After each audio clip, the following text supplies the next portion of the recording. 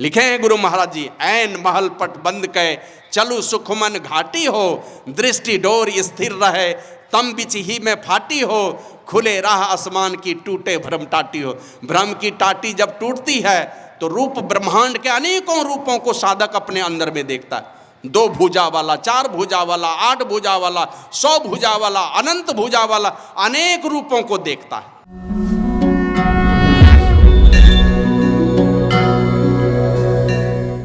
श्री सद्गुरु महाराज की जय। तमोगुण में रहने के कारण शंकर भगवान संहार करने का काम करते हैं, रजोगुण में रहने के कारण ब्रह्मा जी सृष्टि करने का काम करते हैं, शतोगुण में रहने के कारण विष्णु भगवान पालन करने का काम करते हैं। लेकिन जो इन तीनों गुणों से पार जाएगा वही परमात्मा को जान सकेगा। निस्त्रय गुण जो हो जाएगा, तीनों गुणों को अपने कब्जे में कर लेगा, वे ही उस परमात्मा को जान पाते हैं। मन परमात्मा उसी पर कृपा करते हैं, वे ही जान पाते हैं। आया है उपनिषद में, विद्यते हृदय ग्रंथि सिद्ध्यन्ते सर्व संशया क्षीयन्ते चास्य कर्माणि तस्मिन् दृष्टे परावरे। उस परे से परे परमात्मा को देख लेने पर हृदय की ग्रंथि गिरह गांठ टूट जाती है, सारे संशय नष्ट हो जाते हैं, कर्म बंधन सारे नष्ट हो जाते हैं। माना जिनके सारे कर्म बंधन नष्ट हो जाते हैं, सारे संशय छिन्न हो जाते हैं, वही परमात्मा को जान पाता है।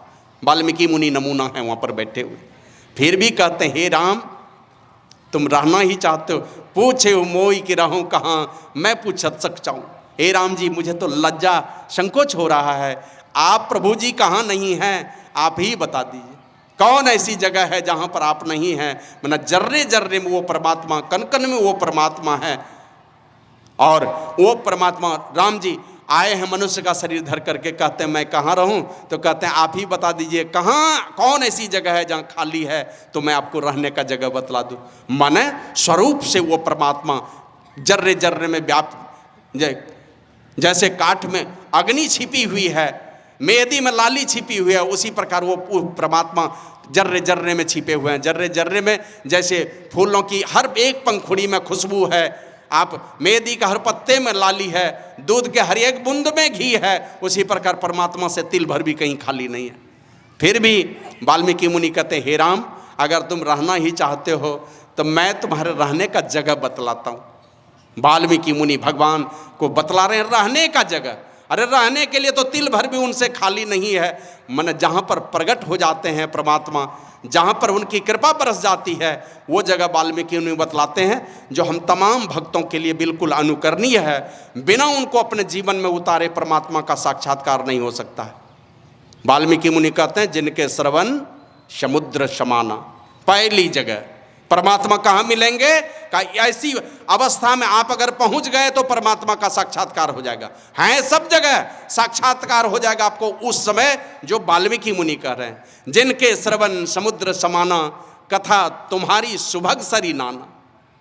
हे राम जी का जिनके कान हो समुद्र के तरह और तुम्हारी कथा रूप अनेकों नदियां दिन रात भरती रहे, भर ही निरंतर हो ही न पूरे, तिनके ही तुम कह गृह रूरे। हे राम जी तुम उस भक्त के हृदय में चले जाओ, उस भक्त के हृदय में जाकर के बस जाओ। माना उस भक्त का हृदय तुम्हारे लिए सबसे सुंदर घर है। माना उस भक्त के हृदय में भगवान प्रकट हो जाते हैं, परमात्मा दर्शन देते हैं, परमात्मा का साक्षात्कार होता है। कहाँ पर, तो कहते हैं जिनके कान है समुद्र के तरह, कथारूप अनेकों नदियां दिन रात भरती रहे। जैसे समुद्र में अनेकों नदियां दिन रात भरती है, समुद्र कभी भरता नहीं। समुद्र में रहने वाली वो अग्नि और सम करके रखती है, कभी पानी को बढ़ने ही नहीं देती, घटने भी नहीं देगी। ये कहीं सुखाड़ हो गया तो समुद्र का पानी घट गया, घटता भी नहीं है पानी। इस प्रकार भक्त के कान अगर समुद्र के तरह हो जाएं, ऐसे भक्त का हृदय में जाकर के डेरा डालिए।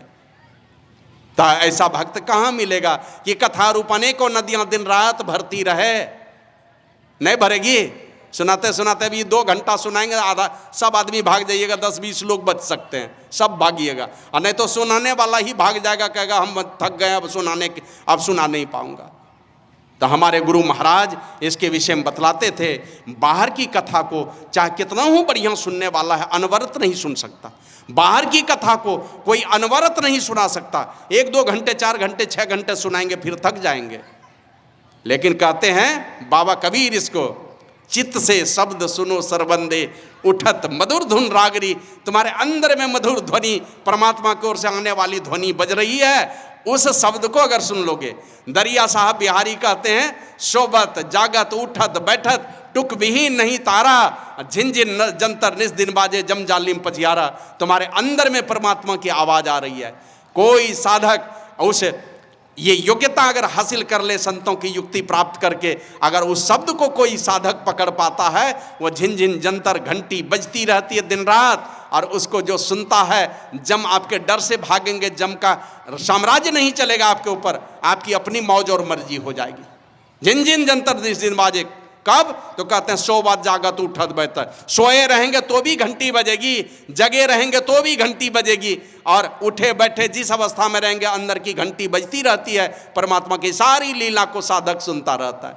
इसलिए संत पुरुष होते हैं कौन? तो कहते हैं जीवन काल में सूरत उनकी कहाँ लगी रहती है? जीवन काल में जिनकी सूरत सारे आवरणों को पार कर शब्दातीत पद में लगी हुई रहती है। गुरु महाराज डूबे हुए रहते थे, उसी योग निद्रा में रहते थे, उसी शब्द को सुन करके, उसके माने मधुर रस में पढ़ करके उसी शब्द के रस में डूबे रहते थे, उसी नशे में डूबे रहते थे। मीराबाई कहती है, भैया जी हरी रस पी मतवारा, 8 पहर झूमत ही बीते, 8 पहर झूमते ही बीतता है, डारी दियो सब भारा। माने ऐसा वो शब्द का नशा ऐसा होता, अंतर के शब्द को जो साधक सुनता है, जैसे भौरा कहीं बैठ जाता है किसी क्या कहते हैं फूल के पंखुड़ी पर, तो देखते हैं कमल ऐसे खिल जाएगा, स्वाद लेने में मशगूल हो जाता है, कमल की पंखुड़ियां सिकुड़ जाती है क्योंकि सूर्यास्त हो जाता है, और सुबह हाथी घुसता है उस सरोवर में जहां कमल की पंखुड़ियां सिकुड़ी हुई हैं, उस कमल को ही हाथी खा जाता है, और हाथी खा गया तो कमल के साथ में भौरा भी चला गया हाथी के पेट में। माने फूल के रस में इतना मशगूल हो जाता है, बाहर का कोई स्वाद, बाहर का कोई गंध उसे अच्छा ही नहीं लगता। इसलिए कहते ए राम, अगर कोई ऐसा साधक है जो बाहर की कथा को बाहर के कानों से और आंतरिक नाद को अपने सूरत के कान से जो साधक सुनता रहे, तुम उनके हृदय में जाकर के बस जाओ, वो तुम्हारे लिए सुंदर घर है। फिर आगे कहते हैं, ये तो बहुत कठिन बातें, भूल से ही कोई मिल जाए, कोई लाखों में कोई अगर मिल जाए इस शब्द को पकड़ पाते होंगे, न तो सब इधर ही है ना। बिंदु चंद तब सूर प्रकाशे, शब्द लहर लहराई हो, जो अति सिमटी रहे सुखमन में ताको बड़े जनाई हो। शब्द के महासागर में डूबता इतराता रहता है, वो सार शब्द को पकड़ ही नहीं पाता है। फिर आगे वाल्मीकि मुनि कहते हैं, लोचन चातक जिन करी राखे, राहे ही दरस जलधर अभिलाखे, निद्र ही सरित सिंधु सर भारी, रूप बिंदु जल होई सुखारी, तिनके हृदय सदन सुखदायक, बसहु बंधु सिया सह रघुनायक। ए राम जी, तुम अपने भाई और अपने पत्नी के साथ उस भक्त के हृदय में जाकर के बस जाओ। उस भक्त का हृदय तुम्हारे लिए सबसे सुंदर घर है। कहीं नहीं कहा कि तुम जाके यहाँ बसो कि वहाँ बसो, ये बहुमंजिला मकान में बसो कि सोना चांदी वाला के घर में बसो। जब भी बताया तो किसी भक्त का हृदय ही बताया, का जिनकी आंखें चातक पक्षी की तरह टकटकी लगा करके देखती रहती है, किनको? परमात्मा की छवि को। गुरु महाराज लिखते हैं, आषाढ़ तम अति गाढ़ में नीचो परीरी सूरती, उद्धार कर निज गुरु दयाले, हेर प्रभु बिंदु मूर्ति, दो नयन बीचो बीच सन्मुख एक टक देखत रहो, आप ही वह बिंदु झलके पट गिरा निरखत रहो। का चातक पक्षी जिस प्रकार टकटकी लगा करके चंद्रमा और उसके साथ ही साथ बादल को निहारती रहती है, कब आएगा स्वाति नक्षत्र, कब होगी स्वाति नक्षत्र में बूंद की वर्षा। उसी स्वाति नक्षत्र में चोंच खोलती है और वो वर्षा का 1-2 बूंद पानी उसके चोंच के द्वारा पेट में चला जाए, बस उसी से प्यास बुझाती है, न तो सारा जीवन यूं ही रह जाती है। संकल्प है कि स्वाति बूंद का ही, स्वाति नक्षत्र में ही हमें पानी पीना है, वो भी वर्षा का पानी पीना। इसलिए टकटकी लगा कर उस बूंद को निहारती रहती है। सागर का पानी, पोखर का पानी, तालाब का पानी, नदी का पानी नहीं पीती। उसी प्रकार अपने अंदर में लिखे हैं गुरु महाराज जी, ऐन महल पट बंद कै चलू सुखमन घाटी हो, दृष्टि डोर स्थिर रहे तम बिच ही में फाटी हो, खुले राह आसमान की टूटे भ्रम टाटी हो। भ्रम की टाटी जब टूटती है तो रूप ब्रह्मांड के अनेकों रूपों को साधक अपने अंदर में देखता है। 2 भुजा वाला, 4 भुजा वाला, 8 भुजा वाला, 100 भुजा वाला, अनंत भुजा वाला, अनेक रूपों को देखता है। ब्रह्मांड का रूप जगत है वो, तो रूप ब्रह्मांड के अनेकों रूपों को साधक देखता है।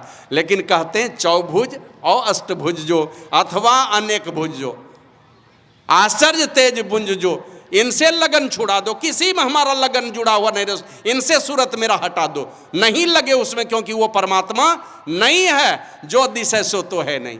अभी मनीषानंद बाबा से सुन रहे थे ना, मेधा मन संग जेते दर्शन। मेधा से मन बुद्धि से, मन से मन को समझते आप लोग। मेधा मन संग जेते दर्शन, जितना भी दर्शन होगा बुद्धि से कि मन से। मेधा मन संग जेते पर्सन, बुद्धि से और मन से जो भी स्पर्श करेंगे आप। दिव्य दृष्टि से हु जो दर्शन, दिव्य अंग का हु जो पर्सन, सब माया में दर्शन पर्सन, प्रभु दरस परस नहीं है सज्जन। सब ये मन से, दिव्य दृष्टि से भी अगर किसी दिव्य रूप को आप देखते हैं, दिव्य लोकांतर का दर्शन करते हैं, ये परमात्मा नहीं है, वो परमात्मा की माया है। तो इसलिए कहते हैं कि जो इन आंखों को टकटकी लगा करके चातक पक्षी की भांति गुरु इंगित इशारे पर टकटकी लगा करके परमात्मा की बिंदु रूप छवि को टकटकी लगाकर देखता रहता है। पलकें हैं गिरी हुई नासिका के अग्रभाग में, गुरु इंगित इशारे पर, गुरु के बताए निर्देश पर नासिका के अग्रभाग में दोनों दृष्टिधारों को जो स्थिर करने की कला जानता है, टकटकी लगा करके देखता रहता है आज्ञा चक्र में दोनों दृष्टि की धारों को। तो होता क्या है,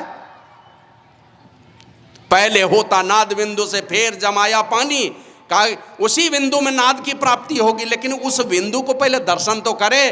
तो जो साधक टकटकी लगाकर दोनों दृष्टिधारों को अंधकार मंडल के ठीक सामने में गुरु के इशारे से नासिका के अग्रभाग में टकटकी लगाकर जो साधक देखता रहता है, वो प्रभु की छवि है, सबसे छोटी छवि है, सूक्ष्मतम छवि है, बिंदु रूप। और उसको गुरु महाराज क्या ज्योतिर्मय शालिग्राम कहते थे। उसको जो साधक देखता रहता है टकटकी लगा करके, कहते हैं वो प्रभु की छवि है। गुरु महाराज लिखते हैं, ध्यान अभ्यास करो सद ही चातक दृष्टि बनाई हो, लखत लखत छवि बिंदु प्रभु की ज्योति मंडल दसी धाई हो। अगर उस प्रभु की छवि को बिंदु रूप में तुमने देख लिया तो तुम ज्योति महल में प्रवेश कर जाओगे। तो इसलिए कहते हैं ऐसा अगर कोई साधक है, कहते हे राम जी, तुम्हारे जैसे सारे जलाशयों का, बड़े बड़े जलाशयों का चातक पक्षी अनादर करती है, स्वाति बूंद का पान करती है, उसी प्रकार सारे रूपों को देखना छोड़कर हे राम, तुम्हारे जो बिंदु रूप छवि को टकटकी लगाकर जो साधक देखता रहता है, माने एक बिंदुता का साधन करने के लिए एकदम दृढ़ता के साथ बैठा है, चट्टान के तरफ बन करके, पत्थर के तरफ बन करके, शरीर को हिलने नहीं दे रहा है और एक ही चीज देख रहा है। क्या देखना है? गुरु का इशारा है, दोनों दृष्टिधारों को एकदम स्थिर करके रखना है। उसके लिए युक्ति है संतों की, उसको स्थिर करके उस बिंदु को जो टकटकी लगाकर देखता रहता है, कहते हैं हे राम जी, जाकर के उस भक्त के हृदय में तुम डेरा डाल दो। वो तुम्हारा, उस भक्त का हृदय तुम्हारे लिए ये उत्तम घर है, उत्तम स्थान है। माने जो भी एक बिंदुता का साधन करने वाले, दृष्टि साधन का अभ्यास करने वाले हैं, उसी घर में, उसी हृदय में भगवान प्रकट होंगे, परमात्मा प्रकट होंगे। का ये भी योग्यता अगर नहीं है तो कहते हैं जस तुम्हार मानस विमल, हंस निजी हा जासु, मुक्ता हल गुण गंचु नहीं, राम बसौ ही तासु। हे राम जी, तुम जाकर के उस भक्त के हृदय में बस जाओ। ये दोनों नहीं मिले तो तीसरा भी नमूना बता दिया। अगर संसार में ऐसा कोई नमूना है, कहते हैं जस तुम्हार मानस विमल, तुम्हारे कीर्ति के मान सरोवर में से मुक्ता हल गुण गंचु नहीं, गुण रूपी मोतियों को चुनती है जिसकी जिह्वा। परमात्मा के कीर्ति के मान सरोवर में से, है ना, परमात्मा ने जड़ बनाया, चेतन बनाया, कीचड़ क्या कहते हैं, जोंक बनाया तो कमल भी बनाया, अगर गंगा बनाया है तो कर्मनाशा भी बनाया है, अगर कपिला गाय परमात्मा ने बनाया है तो परमात्मा ने हराही गाय भी, वो भी दोनों चीज बनाया है।